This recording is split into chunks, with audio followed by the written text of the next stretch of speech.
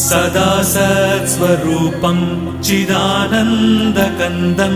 जगत्सम्भवस्थानसंहारहेतुं स्वभक्तेच्छया मानुषं दर्शयन्तं नमामीश्वरं सद्गुरुं साईनाथं नमामीश्वरं सद्गुरुं साईनाथं भवद्ध्वान्तविध्वंसमार्ताण्डमीड्यं मनोवागतीतं